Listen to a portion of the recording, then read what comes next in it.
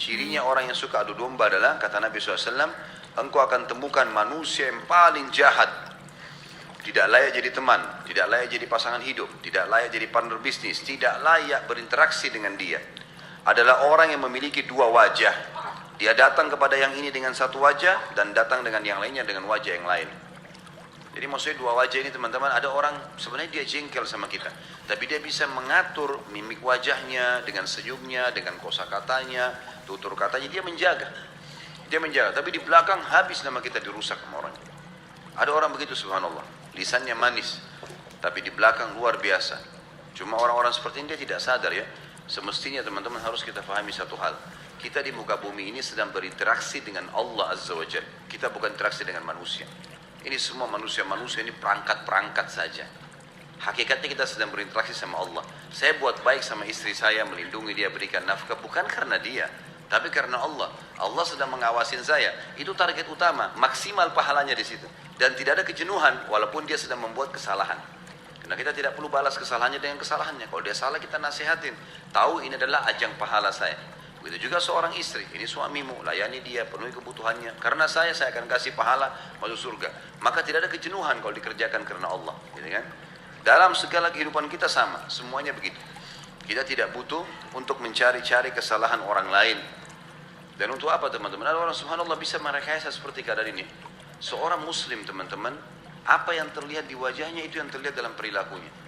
Semua transparan, nggak ada yang tertutup, nggak ada yang dirahasiakan.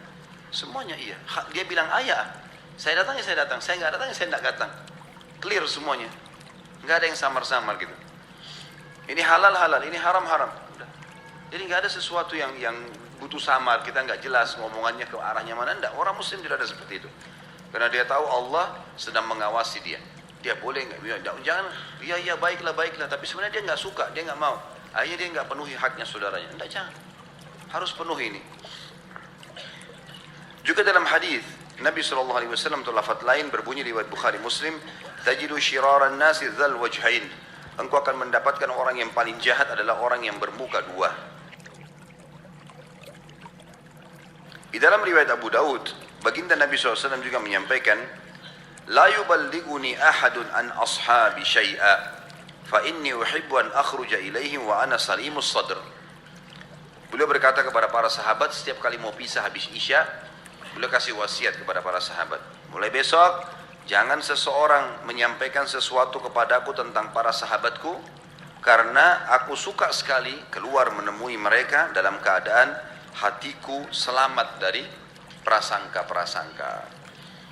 Jadi tidak usah ceritain orang teman-teman. Ada aib, nasihatin, tutupin aib tersebut.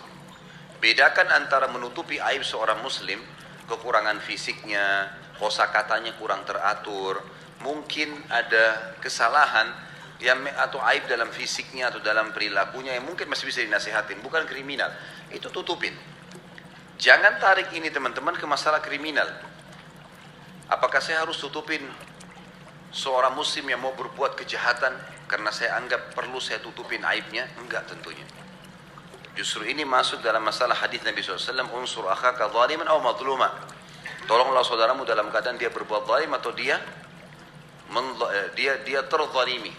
Kata para sahabat, ya Rasulullah, orang terzalimi gampang, tapi orang menzalimi, zalim, bagaimana caranya kita tolong?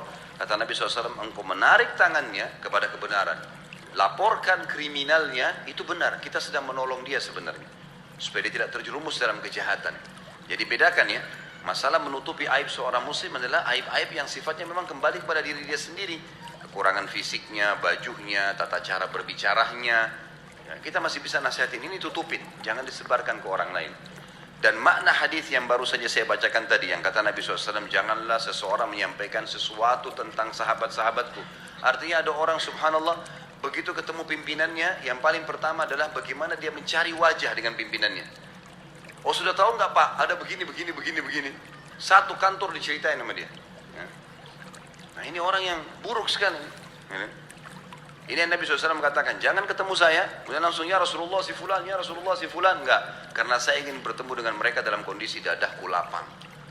Kalau ada yang salah, aku lihat nanti aku luruskan. Kalau enggak ya sudah, gitu kan? Urusan dia dengan Allah Subhanahu wa ta'ala.